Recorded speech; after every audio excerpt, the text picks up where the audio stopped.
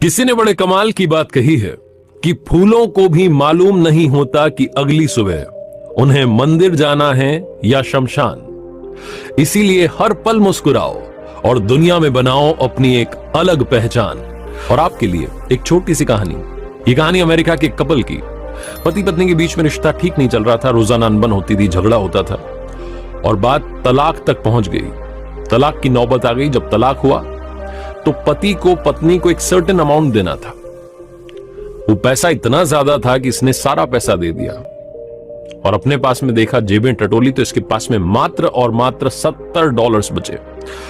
$70 में होगा क्या, ये समझ नहीं पा रहा था। इसने अपनी जिंदगी को देखा पलट करके तो समझ में आया कि पर्सनल लाइफ तबाह हो गई, रिश्तों के नाम पर कुछ नहीं बचा, पत्नी चली गई और पैसे के नाम पर इसके पास में सिर्फ और सिर्फ $70 थे। इसको एक ही ख्याल आया कि दुनिया छोड़ करके चला जाता हूं, मर जाता हूं, जान दे देता हूं।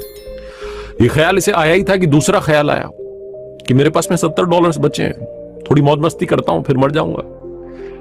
इन $70 को तो खत्म कर दूं। जब सब कुछ खत्म हो ही गया तो इनको भी रख के क्या करूंगा। इसी ख्याल के साथ में कसीनो के लिए निकल गया। जुआ खेलूंगा, पैसा उड़ाऊंगा, मर जाऊंगा। वहां पहुंचा तो लाइन लंबी थी, अपनी बारी का इंतजार करने लगा और पास में एक न्यूज़पेपर रखा हुआ था, उसे पढ़ने लगा। उस अखबार में इसे एक बड़ी खबर दिखी जिसमें लिखा था कि सरकार ने एक बड़ी खदान को, गोल्ड माइन, जिसमें सरकार ने सोच करके खुदाई करना शुरू किया था कि सोना निकलेगा, उस माइन को नीलाम करने का ऐलान किया। और वो जो नीलामी की तारीख थी वो उसी दिन थी। थोड़ी देर बाद उसका समय हो रहा था। पास ही में जगह थी, सुनसान जगह पर वो खदान थी। इसने जब वो पढ़ा तो इसे लगा कि जुए में पैसा लगाने से अच्छा है एक बार यहां जाता हूं, नीलामी में शामिल होता हूं, कुछ तो अलग करूं। दिमाग वैसे भी इसको कुछ ठीक तो लग नहीं रहा था। इसको लगा चलो ये छोड़ो, ये करते हैं। इसके दिमाग में तो पता नहीं क्या ही चल रहा था। तो वो ड्रॉप करके ये निकल गया वहां जहां नीलामी होनी थी, उस बड़ी सी खदान की। वो इतना बड़ा गड्ढा जिसमें से कुछ नहीं निकला। सरकार ने आशा त्याग दी, उस जगह पर ये पहुंचा।